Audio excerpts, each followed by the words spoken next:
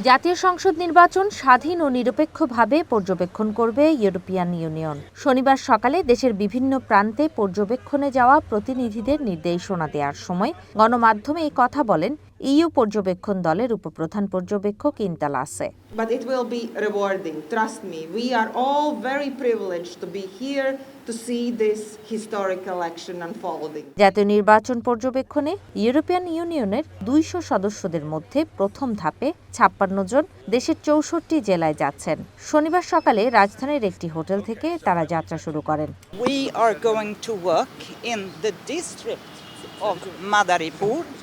We will also cover Shoriatpur and Gopalganj.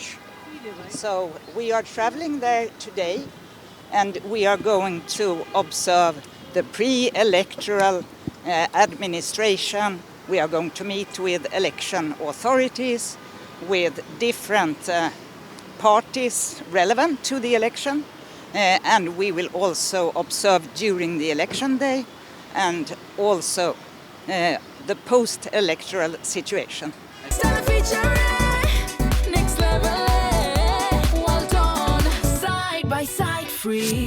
প্রতিটি পর্যবেক্ষক দলে ২ জন সদস্য কয়েকটি জেলা পর্যবেক্ষণ করবেন। Any situation that has some relation to the election, and we will go around, meet with people, also see what is happening in the region related to the election.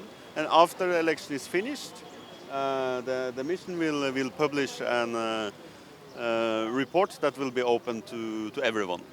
নির্বাচন শেষ হওয়া পর্যন্ত সার্বিক পরিস্থিতি নিয়ে প্রতি সপ্তাহে পর্যবেক্ষকরা তাদের প্রতিবেদন পাঠাবেন ঢাকার মিশনে। We do not interfere. So we do not comment on any findings we might have. So because otherwise we would, well, these are the elections of the Bangladeshi people and not ours. So we observe and we analyze, and then after 2 days after the election day we have a preliminary statement. এক প্রশ্নের জবাবে পর্যবেক্ষক দলের উপপ্রধান পর্যবেক্ষক বলেন, নির্বাচনের সময় কোনো আইন ভঙ্গ হচ্ছে কিনা, দেশীয় ও আন্তর্জাতিক মানদণ্ড মানা হচ্ছে কিনা এসব বিষয় পর্যবেক্ষণ করবে তার দল। Today we are deploying 56 people. দীর্ঘমেয়াদী পর্যবেক্ষকরা নির্বাচনী প্রক্রিয়ার নিরপেক্ষ ও তথ্যভিত্তিক মূল্যায়নে সাহায্য করবেন। তারা তাদের পর্যবেক্ষণ এলাকায় ভোটার, নির্বাচন কর্মকর্তা, প্রার্থী ও রাজনৈতিক দলের প্রতিনিধিদের পাশাপাশি গণমাধ্যমেরও কাজগুলোর পর্যবেক্ষণ করবেন। নির্বাচনের আগে প্রার্থীদের প্রচারণা, নির্বাচনের দিন এবং সার্বিক সময়ে কোনো আইন ভঙ্গ হচ্ছে কিনা, বাংলাদেশের জাতীয় আইন মানা হচ্ছে কিনা, নির্বাচন আন্তর্জাতিক মানদণ্ড মেনে হচ্ছে কিনা সেসব বিষয়ে নিবিড় পর্যবেক্ষণ করবেন এই দীর্ঘমেয়াদী পর্যবেক্ষকরা। And we will very strictly adhere to this mandate that's given to us. যে কোনো নির্বাচনে আইন শৃঙ্খলা পরিস্থিতি গুরুত্বপূর্ণ উল্লেখ করে ইন্তা লাসে বলেন, নিরাপত্তা নিশ্চিতে ইউরোপিয়ান ইউনিয়নের নিজস্ব বিশেষজ্ঞ আছে। নির্বাচনের আগে নিরাপত্তার বিষয়ে সতর্কতা জারি করতে হবে না বলেও আশা প্রকাশ করেন ইন্তা লাসে। The law and order situation is very important in each and every election. নির্বাচনের সময় আইনশৃঙ্খলা পরিস্থিতি গুরুত্বপূর্ণ।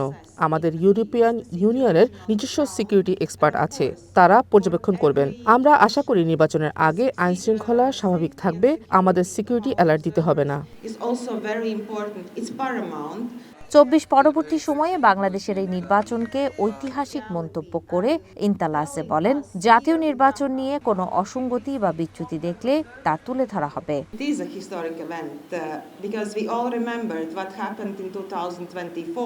২৪ পরবর্তী বাংলাদেশের নির্বাচন ঐতিহাসিকভাবে গুরুত্বপূর্ণ।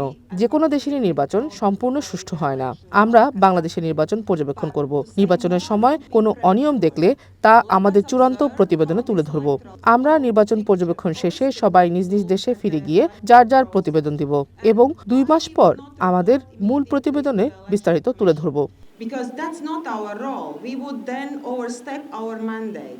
ফেব্রুয়ারির প্রথম সপ্তাহে আরও ৯০ জন স্বল্পমেয়াদী পর্যবেক্ষক এবং নির্বাচনের আগ মুহূর্তে ইউরোপিয়ান ইউনিয়নের পার্লামেন্টের সদস্যরাও আসবেন বলে জানান উপপ্রধান পর্যবেক্ষক। নির্বাচনের ২ দিন পর পর্যবেক্ষক দলের প্রধান তাদের প্রাথমিক পর্যবেক্ষণ তুলে ধরবেন।